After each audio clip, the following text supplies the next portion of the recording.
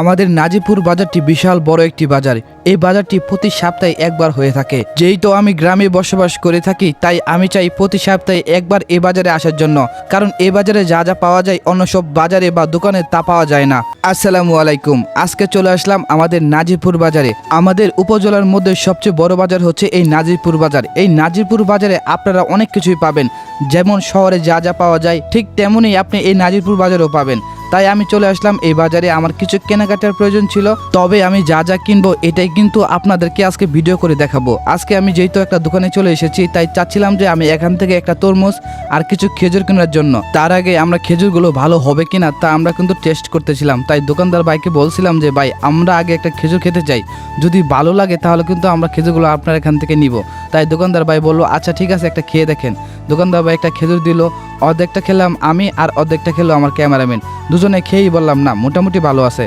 তাই আমরা দোকানদার ভাইকে বললাম যে আমাদেরকে হাফ খেজুর দেওয়ার জন্য। একটা খেজুর খেয়ে একটু অন্যরকম লাগলো, তাই বললাম যে ভাই আরেকটা খেজুর দেন তো, কিরকম জানি লাগতেছে। তখন দোকানদার ভাই আরেকটা খেজুর দিল। অনেক সময় দেখবেন খেজুর যখন একটু ওল্ড হয়ে যায় বা একটু পুরনো হয়ে যায়, তখন কিন্তু খেজুরের ভিতরে অনেক পোকা বাসা বাঁধে। তাই আমরা চাচ্ছিলাম যে এই খেজুরের ভিতরে কোনো পোকা আছে কিনা সেটা দেখার জন্য। যাই হোক, খেজুর দেওয়া হয়ে গেছে।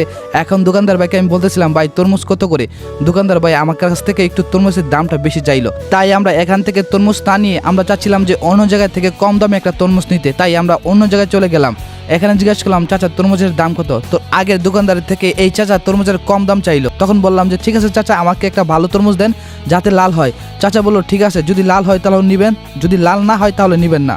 যখন চাচা আস্তে আস্তে করে তরমুজটা কাটতে থাকে, তখনই বুঝতে পেরেছি যে হয়তোবা তরমুজটা লাল হতে পারে। তারপর আমি ভাবছিলাম যে না, সবটা তরমুজ কেটে দেখবো। আগে একবার তরমুজ নিয়েছিলাম, না কেটে পরে ভিতরে সাদা হয়েছিল। তাই আমি বললাম চাচা তরমুজটা কেটে দেখান। যখন এই তরমুজটা কাটলো তখনই ভিতরে প্রচুর পরিমাণ তরমুজটা লাল হয়েছিল। আর আমি একটু চাচ্ছিলাম যে খেয়েও দেখতে, তাই আমি একটু খেলাম আর আমার ক্যামেরাম্যানের সাথে ছিল তাকে একটু খাওয়ালাম। না, তরমুজটা মোটামুটি মিষ্টি আছে, কারণ আমরা যেহেতু একটু আগে খেজুর খেয়েছি, এর জন্য হয়তো বা তরমুজের মিষ্টিটা বুঝতে পারছিলাম না। তাই আমরা বললাম ঠিক আছে চাচা, তরমুজটা আমাকে প্যাকেটিং করে আমাকে দেন। চাচা আমাকে একটা কাগজের ভিতর তরমুজটা দিল আর আমি চাচাকে টাকাটা দিয়ে সেখান থেকে চলে আসলাম। হঠাৎ করে এক বৃদ্ধ মহিলা আমার কাছে এসে বলল 10টা টাকা সাহায্য দেওয়ার জন্য। আপনারা চাইলে কিন্তু রাস্তাঘাটে এরকম ছোটখাটো সাহায্য করতে পারেন। সাহায্য করলে কিন্তু মনের মধ্যে একটা অন্যরকম শান্তি লাগে। তারপর আমি চলে আসলাম কিছু বিস্কুট কেনার জন্য। তাই আমি চাচ্ছিলাম যে কিছু সফট বিস্কুট কিনে বাসায় নিয়ে যেতে।